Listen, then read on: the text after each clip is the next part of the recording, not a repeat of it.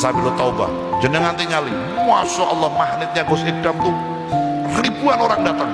Sayang ningali beliau itu iki wong iki keistimewaannya apa kok bisa orang berduyun-duyun datang kepada beliau, rutinane bae ewonan wong, acara di mana kok ribuan orang datang kepada beliau. Tak lihat ternyata salah satu kunci suksesnya beliau itu luar biasa kepada ibundanya.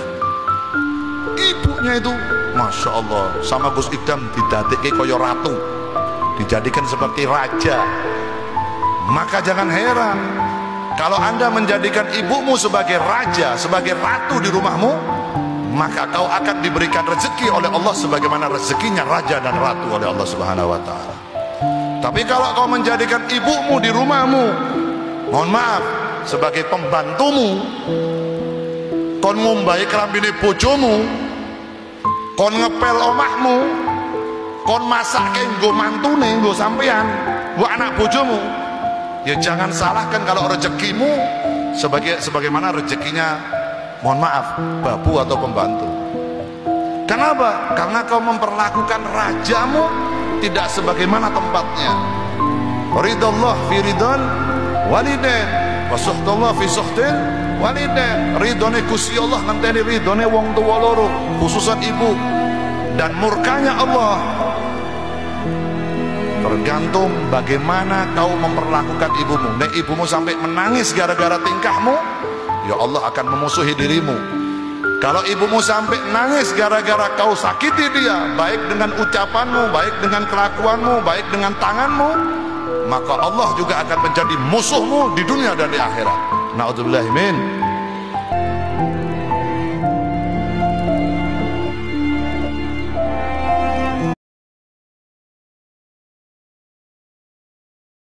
Ada apa dengan Prabowo? Pertanyaan saya, apakah Prabowo masih ada? Kenapa pertanyaan itu muncul bagi saya? Saya membaca dan menghayati Pak Prabowo dari 3-4 bukunya yang saya baca mulai 2012. Ada 4 yang saya tangkap dari beliau. Satu, bahwa dia risau sekali terhadap bangsanya setelah terjadi 98 tadi, bahwa terjadi paradoks bangsanya kaya tapi rakyatnya miskin. Terus yang kedua, pulang dari Yordania menyatakan tekad bahwa untuk merubah bangsanya tidak ada jalan lain kecuali masuk ke politik agar bisa membuat kebijakan. Dan dia berjuang secara konsisten lebih 20 tahun, mulai dari wapres, 2 kali calon presiden, baru menang menjadi presiden 2024. Apa yang mau dia perjuangkan? Saya lihat hanya 2 sebenarnya. Satu, bahwa ekonomi harus dinikmati oleh rakyat. Yang kedua, bahwa kedaulatan ada di tangan rakyat. Itu yang dia mau perjuangkan. Jadi sederhana sekali yang dia mau perjuangkan. Pertanyaannya, apakah saat ini Prabowo masih di garis perjuangan tersebut? Itulah kenapa saya tadi bertanya, apakah Prabowo masih ada? Itu pertanyaan saya. Karena tadi konfigurasi kabinet kayaknya agak jauh dari yang kita bayangkan. Nah, yang saya bayangkan sekarang adalah siapa tahu sebenarnya saat ini baru terjadi perebutan kekuasaan, bukan kemarin. Nah, karena begini, kabinet yang disusun Prabowo saya katakan kan 5 jalur. Jalur pertama politisi, jalur kedua profesional, jalur ketiga adalah oligarki, jalur keempat adalah dinasti, jalur kelima adalah juru maki. Ini 5 jalur yang masuk ke kabinetnya Prabowo yang sekarang. Nah, jadi saya membayangkan sekarang yang terjadi ini sedang terjadi perebutan kekuasaan di dalam pemerintahan, yaitu Merdeka Utara dengan Merdeka Selatan. Sekarang udah Merdeka Utara semua, simbol Merdeka Selatan itu wapres. Apa yang terjadi?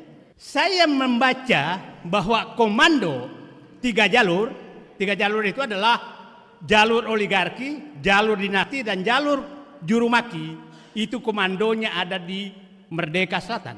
Profesional politik komandonya ada di Merdeka Utara, di tangan Prabowo. Nah, pertanyaan kita, kenapa Pak Prabowo kalah dari 3 jalur ini kan tadi? Kalau Pak Prabowo tetap konsisten dengan dirinya, maka 3 jalur ini tidak ada.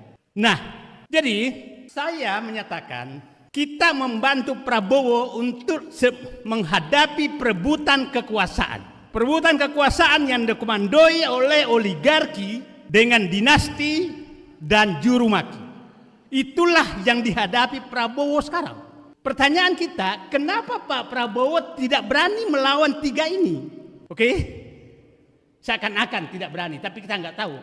Nah, jadi saya berharap kita semua yang cinta negeri ini, kita bantu Prabowo yang sedang bergulat dengan perebutan kekuasaan yang sebenarnya.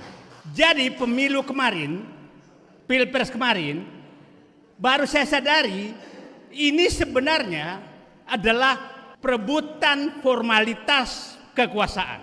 Perebutan kekuasaan baru sedang terjadi sejak Perintah Solo 13 Oktober 2024. Itulah menurut saya titik awal perebutan kekuasaan nyata. Karena saya yakin di Solo itulah terjadi 3 jalur ini menekan Prabowo yang ingin menyelamatkan bangsanya.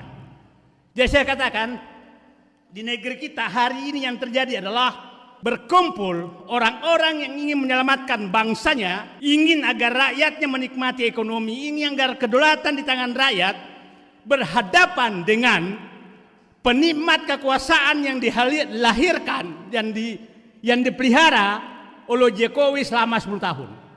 Dan mereka tidak mau kehilangan kekuasaan dan kenikmatan itu. Sehingga dipasanglah boneka Fufu Papa untuk kelangsungan kenikmatan mereka.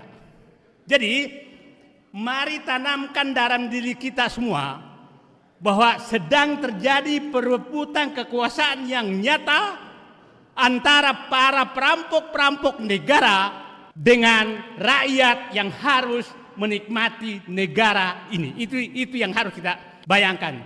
Dan kita harus bayangkan yang terjadi adalah komando daripada pihak-pihak penikmat oligarki ini, itu yang saya sering katakan di pantai utara Jakarta yang mengkomandoi Solo dan Merdeka Selatan. Jadi kita bersatu bersama berada di Merdeka Utara untuk menyelamatkan bangsa ini. Saya berharap Cilangkap, Trunojoyo, Senayan juga bersatu dengan Merdeka Utara. Kalau enggak, negara ini bisa bubar. Saya katakan hampir seluruh 10 tahun terakhir, hampir seluruh sumber daya ekonomi sedang dinikmati oleh mereka. Dan sangat wajar kalau mereka tidak mau kehilangan itu. Sangat wajar. Dan semakin merajalela mereka, tidak ada yang bisa halangi. Nah sekarang kita titipkan Pak Prabowo.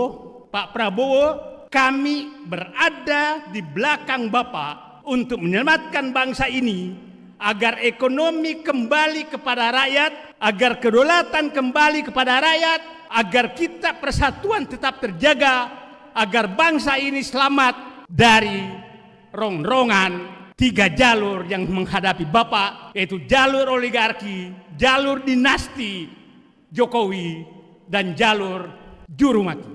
Bayangkan, Pak Indradi tadi sekarang jadi menteri itu tidak perlu sekolah, tidak perlu partai politik banyak. Pokoknya kuat memaki-maki lawan bisa jadi menteri. Itu. Nah, jadi itulah posisi kita. Jadi saya ulangi tadi, apakah masih ada Prabowo? Prabowo harus ada dengan dirinya untuk menyelamatkan bangsanya, dan kami akan bersama